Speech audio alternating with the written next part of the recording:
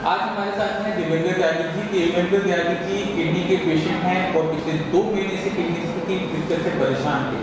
जब इनको पता चला कि कोई किडनी की दिक्कत है तब तक काफ़ी देर हो चुकी थी, जैसे हर एक किडनी के पेशेंट के अंदर होता है।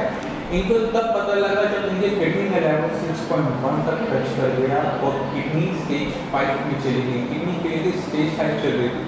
तो ये साइंस इंजीनियरिंग में आए हैं, इन्होंने 1 मंथ का ट्रीटमेंट लिया। 1 मंथ के ट्रीटमेंट के बाद देवेंद्र त्यागी जी आपकी बॉडी में क्या बदलाव आया, आप खुद बताइए। काफ़ी बदलाव आया है मेरी बॉडी में और अब मैं अच्छा महसूस कर रहा हूँ अपने आप को।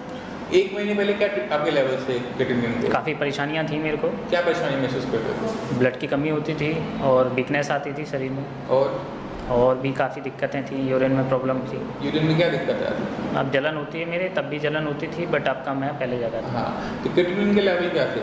क्रिएटिनिन काफ़ी आगे था, 6.5 के आसपास था। 6.5 के आसपास था। और यूरिया और यूरिक एसिड? यूरिया भी 82 के आसपास था और आपका यूरिक एसिड भी करीब 112 था। 12-13 के आसपास था।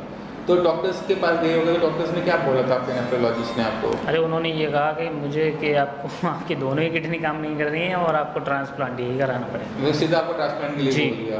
उन्होंने कहा अगर आप नहीं सोच रहे हैं तो आप जल्दी सोच रहे हैं, वरना आपको किडनी से हाथ धोना पड़ेगा। देवेंद्र त्यागी जी के साथ एक दिक्कत और थी कि उनकी जो लेफ्ट किडनी है वो नॉर्मल केस में नहीं थी।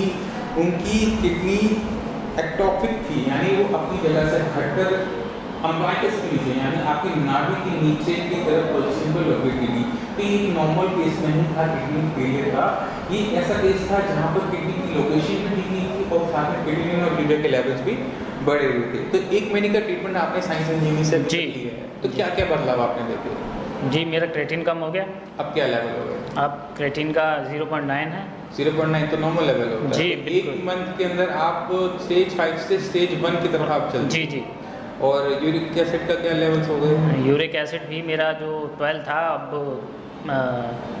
करीब 6.9 के आसपास। हाँ, तो ये भी नॉर्मल हो गया। जी। और यूरिया भी हो गया, पहले 82 था, अब 30 है। तो 1 महीने के ट्रीटमेंट के अंदर ना सिर्फ किडनी लेवल नॉर्मल लेवल्स पर आया, यूरिया नॉर्मल हो गया, यूरिक एसिड नॉर्मल हो गया। इसका मतलब क्या है? इसका मतलब ये होता है कि अब इनकी बॉडी में किसी भी टाइप का टॉक्सिक मटेरियल इकट्ठा नहीं होता। सारा का सारा जो टॉक्सिक मटेरियल है, सारा का सारा जहर है, वो बॉडी से बाहर चला जाता है। इसका मतलब अब बॉडी हो गई प्यूरिफाइड। अब क्या होगा? अब second stage of party start होती है, यानी अब जब आपकी बॉडी क्लीन हो जाती है, साफ हो जाती है, इसके बाद शुरू होती है क्लीन।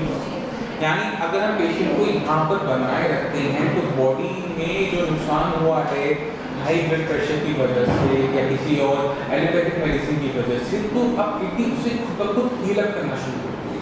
तो इस स्टेज के अंदर हमें थोड़ा पेशेंट को थोड़ा सा होल्ड करना पड़ेगा, क्योंकि हीलिंग प्रोसेस का हमें पता नहीं लग पाता, हम देख नहीं पाते। तो हम इनको 3-4 मंथ्स ये वाले ट्रीटमेंट पे आगे फर्दर रखेंगे और उसके बाद हम करवाएंगे इनका रीनल स्कैन। रीनल स्कैन हमें ये बताएगा कि पहले क्या कंडीशन थी इनकी और अब इनकी किडनी कितना काम कर रही है, लेफ्ट किडनी कितना काम कर रही है, राइट किडनी कितना काम कर रही है, ये हमें पता लग जाएगा DTPA रीनल स्कैन से। और उसके बाद हम इनका ट्रीटमेंट कर देंगे। पर तो आप साइंस इंजीनियरिंग के ट्रीटमेंट से खुश हो? जी, बहुत। तो जितने भी पेशेंट होते हैं किडनी फेलियर के, जिनको डराया जाता है डायलिसिस से लेकर ट्रांसप्लांट से लेकर, उनको आप क्या एडवाइस करोगे? मैं बिल्कुल करूँगा कि आप संजीवनी के पास आएँ और अपना ट्रीटमेंट शुरू कराएं।